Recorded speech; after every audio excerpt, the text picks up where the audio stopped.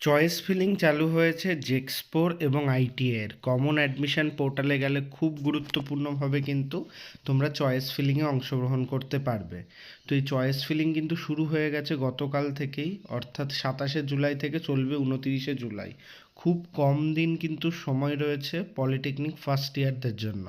এখনও সেকেন্ড ইয়ারের merit list আসেনি, জানানো হয়েছে second year merit list coming soon. Choice ফিলিংয়ের জন্য কিন্তু তোমাদের এইখানে চাপ দিয়ে সাইন ইন করতে হবে তোমার যে নির্দিষ্ট মোবাইল নাম্বার দিয়ে, এবং সেখানে গিয়ে কিন্তু তোমরা ভেরিয়াস চয়েস দেখতে পারবে। চয়েস কি? চয়েস হচ্ছে লিস্ট অফ কলেজ যেটাকে বলে, যেখানে তোমার কলেজ এবং ডিপার্টমেন্ট পরপর প্রচুর সাজানো থাকবে।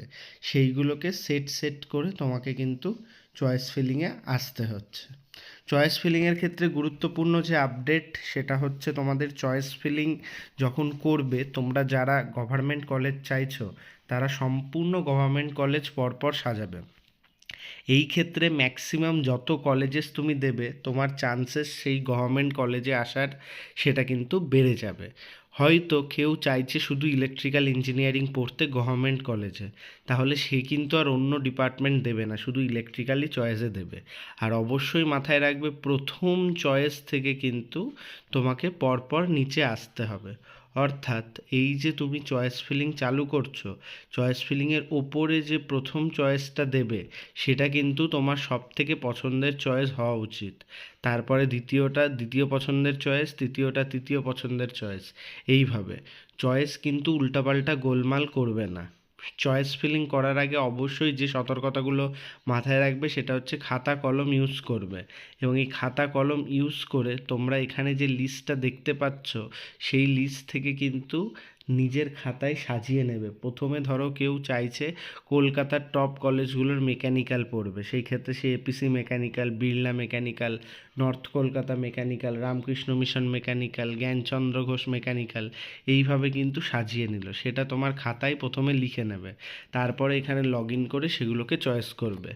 ম্যাক্সিমাম চয়েস কিন্তু তোমাকে গভর্নমেন্ট কলেজ পাইয়ে দেবে। তো চয়েস ফিলিংয়ে তোমার কিন্তু এটা সব থেকে গুরুত্বপূর্ণ জায়গা, যে চয়েস ফিলিং এইভাবে তোমাকে করতেই হবে গভর্নমেন্ট কলেজ পেতে গেলে।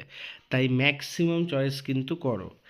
32,000 ছেলেদের র্যাঙ্ক এসছে, গভর্নমেন্ট কলেজে সিট 11 থেকে 12,000 থাকে, জেক্সপো বোকলেট মিলিয়ে। সেখানে কিন্তু গভর্নমেন্ট কলেজ সবাই পাবে না, প্রাইভেটের দিকেও অনেককে এগোতে হবে। কিন্তু তোমরা ম্যাক্সিমাম চয়েস করো, আশা করছি তোমরা গভর্নমেন্ট কলেজ পাবে। আর একটা বিষয়, টপ গভর্নমেন্ট ছাড়া অন্যান্য গভর্নমেন্টের অবস্থা অত ভালো নেই, তাই ইনস্টিটিউটগুলো দেখে জেনে তারপরেই চয়েসে রাখবে। চেষ্টা করো কলকাতার দিকের গভর্নমেন্ট কলেজগুলোই নেওয়ার।